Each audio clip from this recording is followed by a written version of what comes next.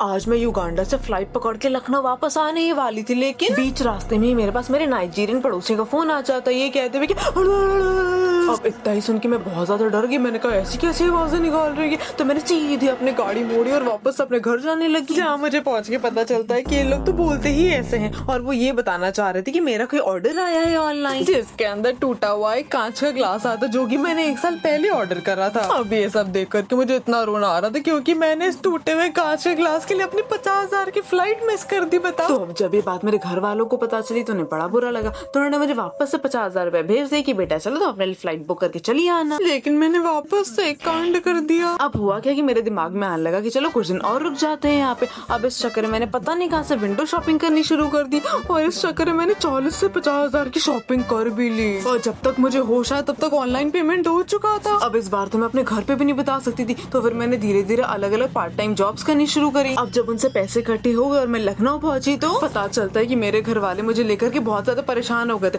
क्योंकि जब मैंने वो पैसे वाला घपला करा था ना, उसके बाद से मैंने उनके फोन उठाने बंद कर दिए थे। तो वो बहुत दहशत में आया कि पता नहीं मेरे बच्चे को क्या हो गया, तो वो नाइजीरिया के लिए ही निकल गए सबके सब। जिसके बाद मैंने सीधे इन लोगों को फोन करा और कॉल पे पता चलता है कि ये लोग तो वहाँ पहुंच भी गए हैं, और इनकी मेरे पड़ोसियों से बहुत अच्छी बन भी रही है। इतना ही नहीं, सुनने में आ रहा है कि मेरे घर वालों ने पूरे मोहल्ले के लिए किटी पार्टी ऑर्गेनाइज करी है, और तो और शायद पूरी रात भर लोग कीर्तन भजन भी करने वाले हैं, जिसमें से 3-4 लोगों को तो इतना पसंद आ गया यहाँ का कल्चर कि वो मेरे घर वालों के साथ लत कर ही लखनऊ ही चले आ